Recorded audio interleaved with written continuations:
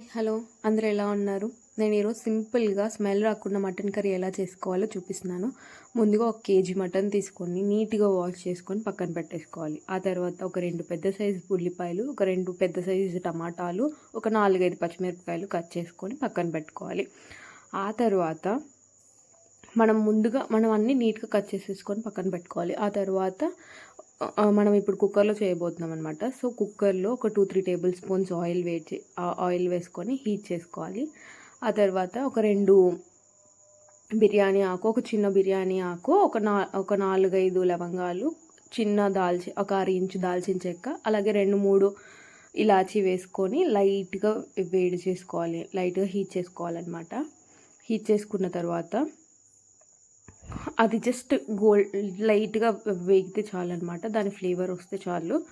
So అది వచ్చేసిన తర్వాత మనం ముందుగా కట్ చేసి పెట్టుకున్న ఆనియన్స్ అండ్ పచ్చిమిరపకాయ వేసుకొని వేయించుకోవాలి. ముందుగా టమాటా అయితే వేయద్దు.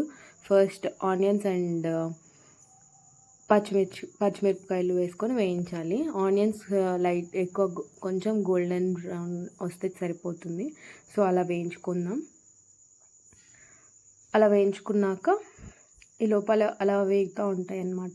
కొంచెం ఎక్కువ ఆయిల్ వేయండి, ఎందుకంటే కొంచెం స్మెల్ రాకుండా ఉంటుంది, ప్లస్ కొంచెం ఎక్కువ బాగుంటుంది. సో కొంచెం ఎక్కువ ఆయిల్ వేసుకొని ఇది చూపిస్తున్నట్లు ఆనియన్స్ కొంచెం ఇలా వేడయ్యాక టమాటాలు అలాగే అల్లం వెల్లుల్లి పేస్ట్ వేసి వేయించండి. నేను ఇక్కడ క్లిప్ యాడ్ చేయడం మర్చిపోయాను ఈ ప్లేస్లో.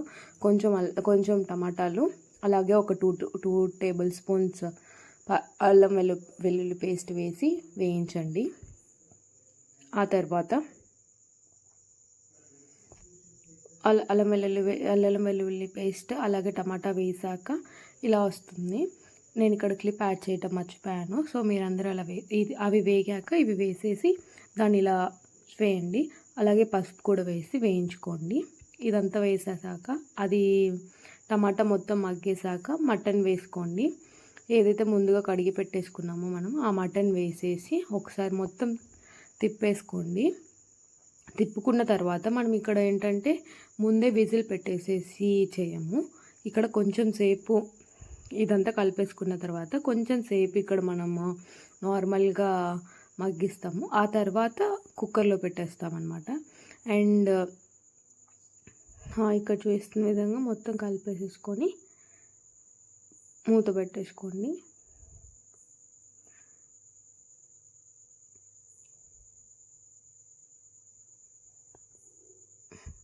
ఇక్కడ కలిపేసేసుకొని మొత్తం ఇలా కలిపేసుకున్న తర్వాత కొంతసేపు మూత పెట్టండి. మూత పెట్టేసి కొంచెం అది ఉడకనివ్వాలి. కొంచెం ఎక్కువ ఉడకనివ్వండి. కొంచెం ఇలా ఇలా ఇలా ఉడుకుతుంది. ఇది కొంచెం ఉడికాక మాదేంటంటే కొంచెం ముదురు మటన్ అంటారు కదా, అలా వచ్చిందనమాట. లేత మటన్కి అయితే అక్కర్లేదు, ముదురు మటన్కి అయితే ఇది ఒక చిట్కా అనుకోండి. ఒక వక్క ఉంటుంది కదా, వక్కని పొడిగా చేసేసి దీంట్లో వేసేయండి. ఆ తర్వాత కొంచెం రాక్ సాల్ట్ ఉంటుంది కదా, కల్లుప్పు, అది వేయండి. అలా వక్క వేయటం వల్ల ఏంటంటే కొంచెం ముక్క ఉడుకుద్ది, బాగా ఉడికిద్ది. ముదురుది అయితే కొంచెం ఉడకకుండా ఉంటుంది కదా, సో ఇది బాగా ఉడుకుద్ది అనమాట. ఆ తర్వాత కారం మీకు ఎంత మంట తింటారో చూసుకొనేసి కారం వేసేసి ఇలా మొత్తం మళ్ళీ కలిపేసేసుకొని నీట్గా అంత కారం ఉప్పు ముక్క అంతకి పట్టేసేటట్లు మొత్తం కలిపేసేసుకోండి. ఇక్కడ నీట్గా కలుపుకొని మొత్తం ఇలాగా మీకు ఇలా ముక్క చిదురవుతుంది అనుకున్నప్పుడు జస్ట్ నార్మల్గా ఎగరేసుకోవచ్చు. మటన్ కాబట్టి అంత చిదురుద్దు, చికెన్ అయితే చిగురుద్దు కాబట్టి ఇలా జస్ట్ మొత్తం ఇలాగా కలిపేసేసుకున్న తర్వాత ఇప్పుడు ఇక్కడ మనం మూత పెట్టేసేసి ఒక 6 విజిల్స్ వరకు రానివ్వాలి. సో జస్ట్ నీట్గా కలిపేసుకుందాం. ఇక్కడ నీట్గా కలిపేసుకొని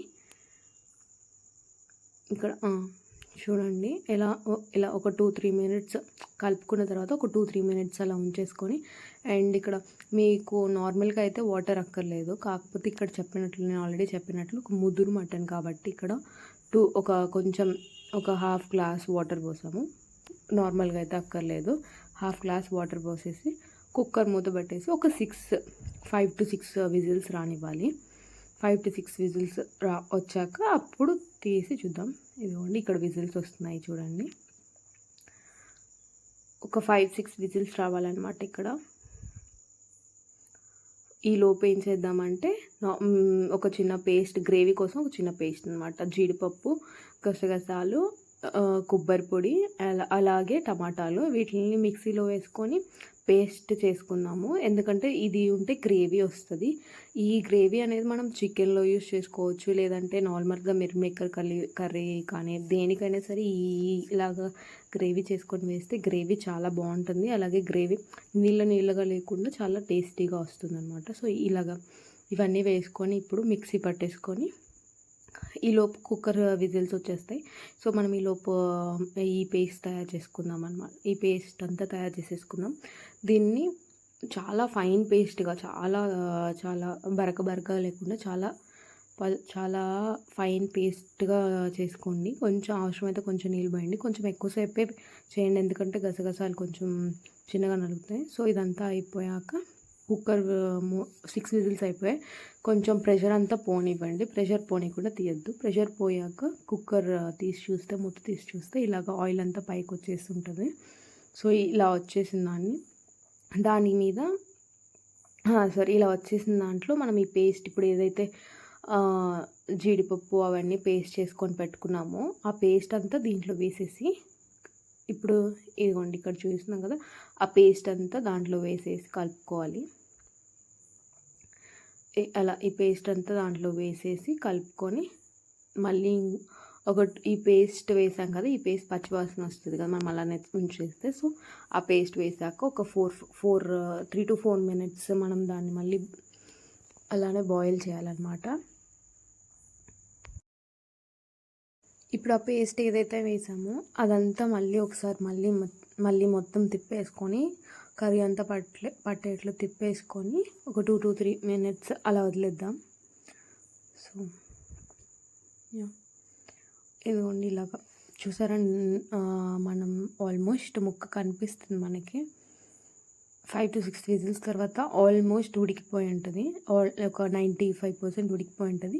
ఇప్పుడు మనం ఇక్కడ ఈ పేస్ట్ వేసేసి ఒక 3 to 4 minutes మనం ఉంచేద్దాం. ఆ తర్వాత గరం మసాలా వేస్తున్నాం ఇక్కడ.